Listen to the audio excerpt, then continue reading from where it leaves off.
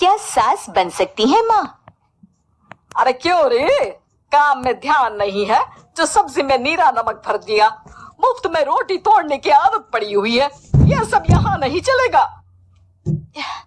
गलती हो गई माँ जी, माफ कर दीजिए।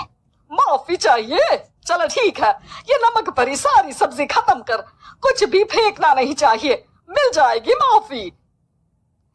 सुनैना की शादी कुछ महीनों पहले ही वासु से हुई है, जिसके बाद से उसकी जिंदगी इस नर्क में जल ही रही है। और अब यही सुनैना की आम जिंदगी है, जिसमें उसकी सास हर छोटी बात पर और कभी कभी तो बिना किसी बात के बस उसे परेशान कर खरी खोटी सुनाती ही रहती है। सुनैना, कल मुही कहाँ मरी हुई है, इधर तो आ। सास की आवाज सुन सुनैना भागती हुई उसके पास आती है। क्या हुआ माँ जी? अरे तुझे पता है मेरे पैरों में दर्द रहता है, तो मुझसे बदला लेने के लिए टीवी का रिमोट इतनी दूर रख दिया। अरे मुझे ज्यादा खड़ा कर पैर तुड़वाना चाहती है क्या? आज पूरा दिन तू एक पैर पर काम करेगी, अगर कहीं दूसरा पैर जमीन पर रखा तो मुझसे बुरा कोई नहीं होगा।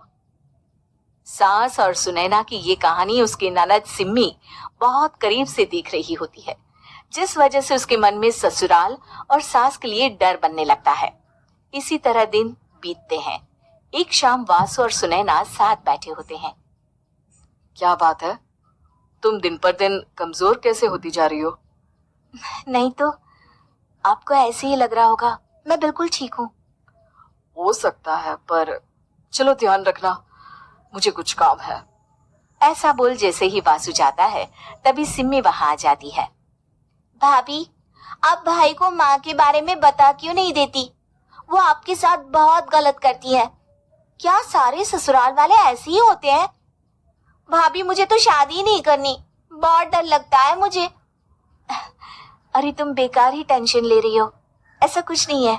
मुझे पता है तुम्हारा ससुराल बहुत अच्छा है, इसलिए खुशी खुशी ससुराल की तैयारी करो। सिम्मी तो वहां से चली जाती है, लेकिन सुनैना उसकी बातों से सोच में पड़ जाती है। कुछ दिनों बाद सुनैना के मम्मी पापा और भाई उनके घर आते हैं, जिन्हें देख सास हैरान रह जाती है। आप लोग सुनैना से मिलने आए हैं? अरे बहू, देख तो तेरे मम्मी पापा आए हैं। जी नहीं, आज हम यहाँ लड़की नहीं लड़के वाले बनकर आए हैं। हाँ माँ, मैंने ही सिम्मी और शरद के रिश्ते की बात मम्मी पापा से की थी। शरद हमारी सिम्मी के लिए परफेक्ट है। बेटे की बात मानते हुए उसकी माँ रिश्ते के लिए मान जाती है, पर अब सिम्मी के मन में ससुराल का डर और ज्यादा बढ़ जाता है। जैसे यहाँ माँ भाभी पर जुल्म करती है, ये भी पक्का अपनी बेटी का बदला लेने के लिए ही मुझसे शादी कर रहे हैं। इसी सब के बीच देखते ही देखते सिम्मी शरद की शादी हो जाती है और सास के नाम से डरी सहमी सिम्मी ससुराल पहुंच जाती है, जहां पहुंचते ही वो डरते हुए बोलती है, मम्मी जी, मैं अभी पूरे घर का काम कर दूंगी और जॉब भी छोड़ दूंगी। जैसे आप कहोगी मैं सब कुछ वैसे ही करूंगी। अरे इतना डर क्यों रही हो? और अभी घर आई हो, कोई काम करने की जरूरत नहीं। नई शादी है, कुछ दिन आराम करो, घूमो फिरो। रही बात घर या जॉब की, तो वो तुम्हारी चॉइस है, कोई तुम्हें नहीं रोकेगा। सास का ऐसा व्यवहार देख सिम्मी हैरान रह जाती है और अपनी भाभी सुनैना का ससुराल में पहला दिन सोचने लगती है। चलो हो गया कार्यक्रम खत्म, जाओ वासु आराम कर। बहू, तू अपने काम पर लग जा। काम से मेरा मतलब है घर का काम, क्योंकि अब से तुम इसके अलावा और कोई जॉब बॉब नहीं करोगी। हाँ। क्या हुआ, कहाँ खो गई? लगता है सपनों में ही घूमने लगी। बताती हूँ तुझे अभी। मेरी बेटी का मजाक बनाएगा? सपने में क्यों, असलियत में घुमा कर ला जा। ससुराल की ऐसी इमेज सिम्मी ने कभी सपने में भी नहीं सोची थी।